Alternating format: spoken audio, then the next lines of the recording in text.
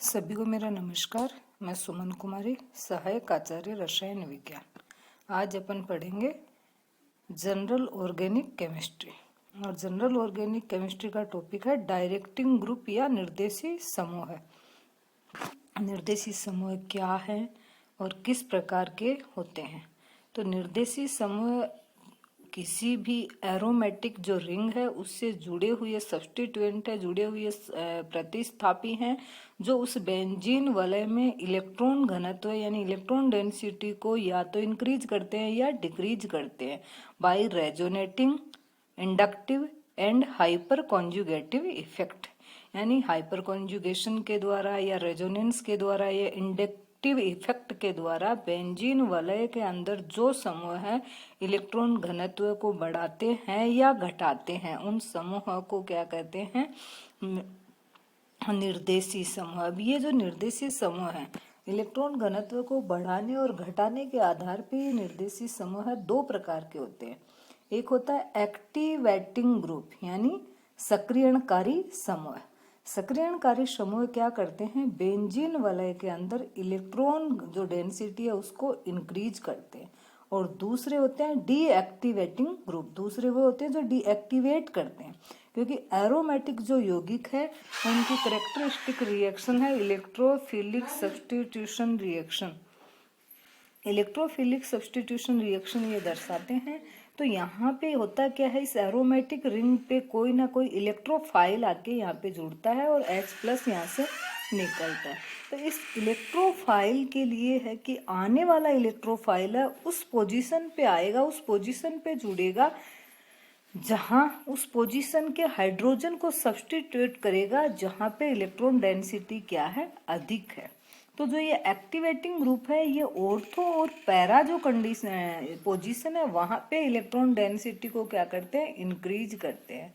तो ये जो एक्टिवेटिंग ग्रुप वे समूह है जिनकी इलेक्ट्रॉन डेंसिटी या तो कार्बन से क्या होती है, कम होती है, या जिन पे क्या पाया जाता है, लोन पेयर जिन पे पाया जा रहा है वो इलेक्ट्रॉन डेंसिटी को क्या करते हैं? इंक्रीज करते हैं। तो इंडक्टिव इफेक्ट है वो इलेक्ट्रोनेगेटिविटी के बेस पे है। जिस जुड़ा हुआ जो भी सब्स्टिट्यूएंट है, जो भी प्रतिस्थापी है, उसका जो एलिमेंट कार्बन, नाइट्रोजन, ऑक्सीजन या हेलोजन जो भी बेंजीन वलय के कार्बन से जुड़ा हुआ है उसकी इलेक्ट्रोनेगेटिविटी अगर कार्बन बेंजीन वलय के कार्बन से अधिक है तो वो इंडक्टिव इफेक्ट के द्वारा बेंजीन वलय में इलेक्ट्रॉन डेंसिटी को क्या करेगा? डिक्रीज करेगा, घटाएगा।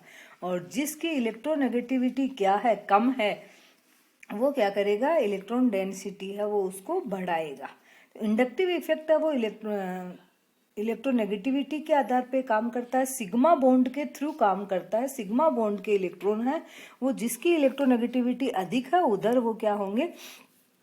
अग्रसर होंगे। अगर जुड़े हुए सब्स्टिट्यूएंट के एलिमेंट की इलेक्ट्रोनेगेटिविटी ज्यादा है तो उधर अग्रसर हो जाएंगे, और अगर बेंजीन वलय के कार्बन की इलेक्ट्रोनेगेटिविटी ज्यादा है तो ये बेंजीन वलय की तरफ जाएंगे। दूसरा इफेक्ट है हाइपर कॉन्जुगेशन, जिसे अपन कहते हैं नॉन बॉन्डिंग रेजोनेंस, बंध रहित अनुनाद।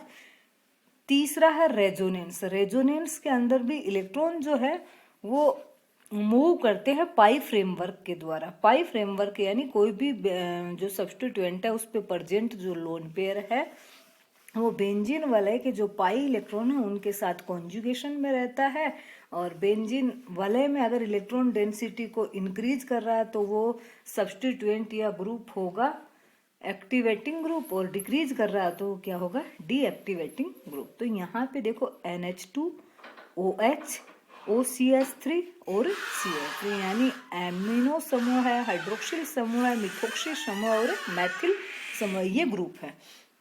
अब यहाँ पे नाइट्रोजन की इलेक्ट्रोनेगेटिविटी क्या है? कार्बन से ज्यादा है, ऑक्सीजन की ज्यादा है, कार्बन दोनों कार्बन है। लेकिन यहाँ इंडक्टिव इफेक्ट से ज्यादा वर्क कर रहा है रेजोनेंस, और रेजोनेंस के द्वारा इलेक्ट्रॉन जो डेंसिटी है वो बेंजीन वलय में क्या हो रही है? इंक्रीज हो रही है। यहाँ जो ये फोर्थ है जहाँ मैथिल जुड़ा हुआ है टोलुइन में, यहाँ पे कौन सा काम हो रहा है? यहाँ पे इंडक्टिव इफेक्ट वर्क कर रहा है। तो यहाँ इलेक्ट्रॉन डेंसिटी पे कोई ज़्यादा फर्क नहीं पड़ रहा, क्योंकि CH3 का कार्बन sp3 हाइब्रिडाइज्ड कार्बन है, जबकि बेंजीन वलय का sp2 हाइब्रिडाइज्ड कार्बन है।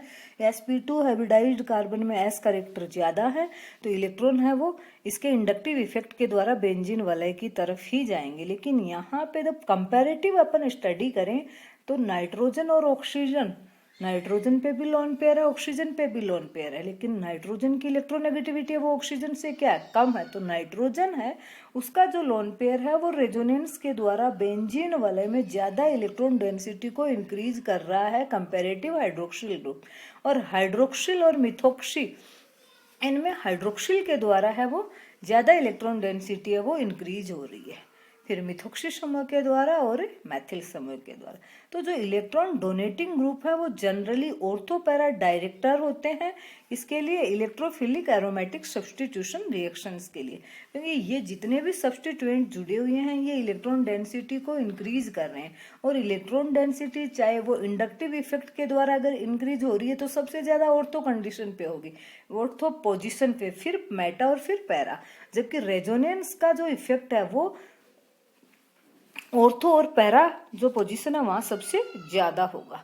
तो ऑर्थो और पैरा जो कंडीशन है वहां पे इलेक्ट्रॉन डेंसिटी है वो मेटा की तुलना में क्या हो जाती है, अधिक हो जाती है। इसलिए आने वाला जो इलेक्ट्रोफाइल है वो एक्टिवेटिंग अगर कोई ग्रुप है तो यहाँ पे सक्रियणकारी कोई समूह है तो आने वाला जो इलेक्ट्रोफाइल है वो ऑर्थो और पैरा पोजीशन पे आकर के जुड़ेगा।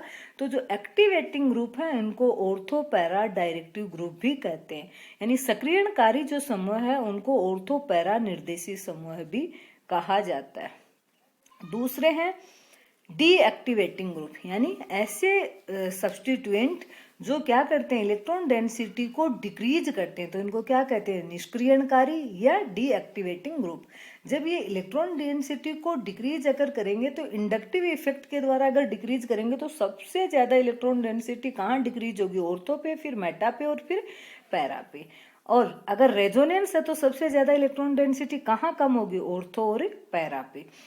तो कंपैरेटिव और ये जो रेजोनेंस है, हाइपरकॉन्जुगेशन और इंडक्टिव इफेक्ट है, तो इनकी जो इंटेंसिटी है सबसे ज्यादा इलेक्ट्रॉन डेंसिटी अगर डिक्रीज हो रही है या इंक्रीज हो रही है तो सबसे ज्यादा पावरफुल इफेक्ट कौन सा होता है, रेजोनेंस इफेक्ट, उसके बाद हाइपरकॉन्जुगेशन और उसके बाद है इंडक्टिव इफेक्ट। तो यहाँ पे NO2, CN साइनाइड समूह, नाइट्रो समूह है, CO, CH3 और क्लोरो सब जुड़े हुए हैं। अब ये क्या करते हैं, इलेक्ट्रॉन डेंसिटी को डिक्रीज करते हैं और सबसे ज्यादा इलेक्ट्रॉन डेंसिटी डिक्रीज हो रही है इनमें कंपैरेटिव स्टडी करें तो NO2 के द्वारा, फिर साइनाइड के द्वारा, फिर मैथिल एसीटेट समूह के द्वारा और उसके बाद क्लोरो समूह के द्वारा। तो ये इलेक्ट्रॉन डेंसिटी को डिक्रीज कर रहे हैं। डिक्रीज करेंगे तो ऑर्थो और पैरा जो कंडीशन है, क्योंकि इन सब में रेजोनेंस वर्क कर रहा है, इंडक्टिव इफेक्ट के साथ साथ रेजोनेंस भी वर्क कर रहा है, तो ऑर्थो और पैरा कंडीशन पे इलेक्ट्रॉन डेंसिटी या पोजीशन पे इलेक्ट्रॉन डेंसिटी कम होगी कंपैरेटिव मेटा। तो मेटा पे कंपैरेटिवली इलेक्ट्रॉन डेंसिटी क्या होगी, अधिक होगी। तो जो आने वाला कोई भी इलेक्ट्रोफाइल अगर ये इलेक्ट्रोफिलिक सब्स्टिट्यूशन रिएक्शन शो कर रहे हैं तो आने वाला इलेक्ट्रोफाइल कहाँ जुड़ेगा, मेटा पोजीशन पे। तो जो डीएक्टिवेटिंग ग्रुप होते हैं वो मेटा डायरेक्टिव होते हैं, यानी आने वाले इलेक्ट्रोफाइल को मेटा पोजीशन की तरफ डायरेक्शन प्रदान करते हैं कि मेटा पे जुड़ना है, और मेटा डायरेक्टिव ये कहलाते हैं। डीएक्टिवेटिंग ग्रुप है वो क्या होता है, मेटा डायरेक्टिव होते हैं। लेकिन देखो हैलोजन जो है वो डीएक्टिवेटिंग ग्रुप है लेकिन ये ऑर्थो पैरा डायरेक्टिव है। हैलोजन है वो क्या है, एक्सेप्शन है, ये अपवाद है, ये डीएक्टिवेटिंग ग्रुप होकर के भी क्या होते हैं, ऑर्थो पैरा डायरेक्टिव होते हैं। तो ये ऑर्थो पैरा डायरेक्टिव ग्रुप और Meta directive group. Thank you.